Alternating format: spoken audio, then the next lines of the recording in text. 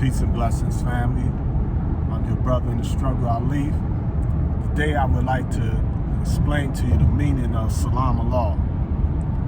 Salaam is an Arabic word which means peace, and Allah means the God.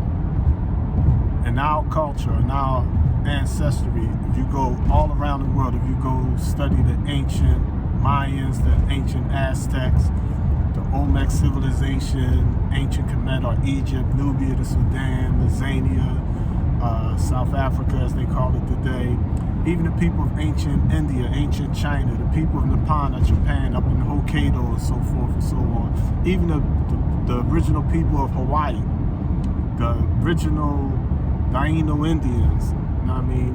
The Taino Indians, the Boricuas, they were the lord of the islands, but the original people historically considered human beings to be of the divine, gods and goddesses. Not in a organized religious or self-righteous sense, but in a sense of harmony, nature, balance. You know what I mean? The goddess Ma'at, the goddess Nut, the goddess Isis, the god Ra, the god Amun. These were human beings on the face of the planet Earth.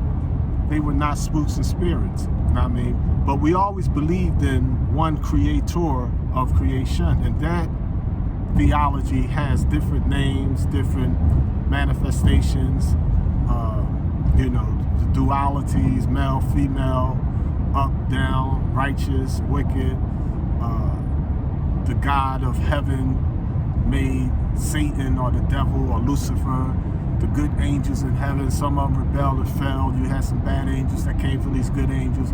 That duality exists in everything in creation. You know what I mean? And we're now in a state of stagnation, some of us, many of us, where we believe that you're either all good or you're all evil. You're either this or that. But everything came from the good, and everything will return to the good. I don't care if you're black, brown, yellow, red, or white. Everyone came from an original man and original woman who was black. Some say out of Africa theory, whatever. You know what I mean? You know, the nomenclature, we really can't pinpoint that because it's so ancient. But the basic principle or the basic manifestation remains the same. You know what I mean?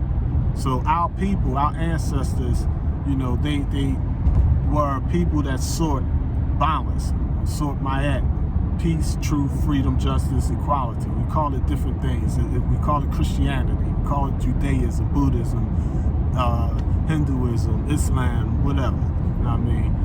In the nation, we basically call it reality, Haq.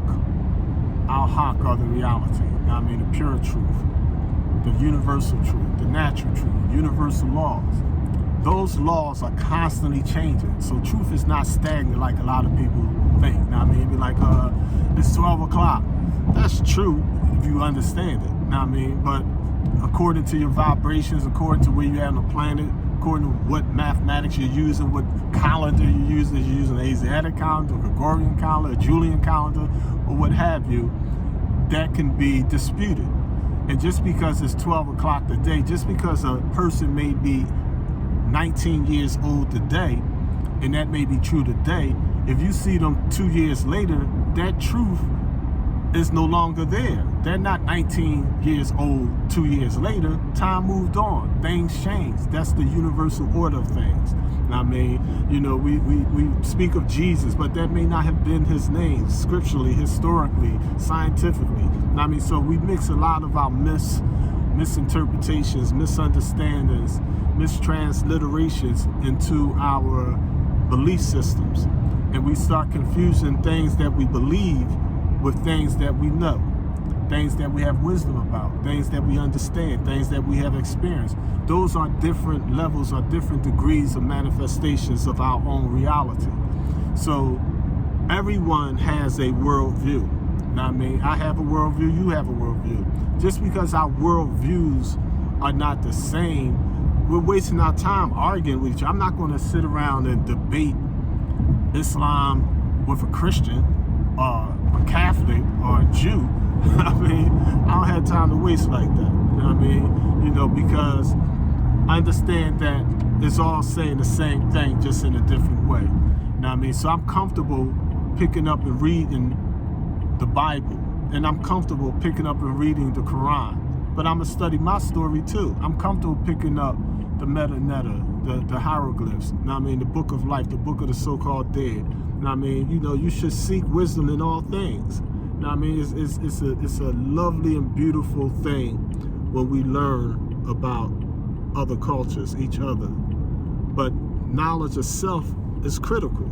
I have to know myself first. I mean, as a black man, I want to, know, okay, what about my people?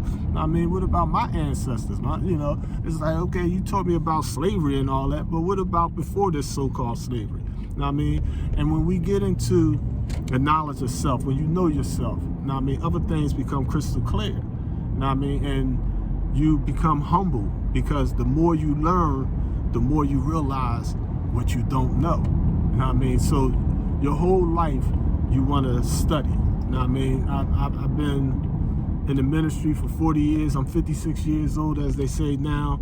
But it's like I'm a baby in knowledge. You know what I mean? I try to learn something every day. I try to read something and listen and study and observe every day. The message teaches us that the first law of nature is observation. That's the first law of science. You know what I mean? You want to observe. First law of nature is self-preservation. You want to preserve that information. You know what I mean? Expect the expected. Expect the unexpected. You know what I mean? So this is the universe that we live in. It's a beautiful thing. It's a mysterious thing. But there's nothing magical or spooky about it. Peace and blessings, family. Keep studying.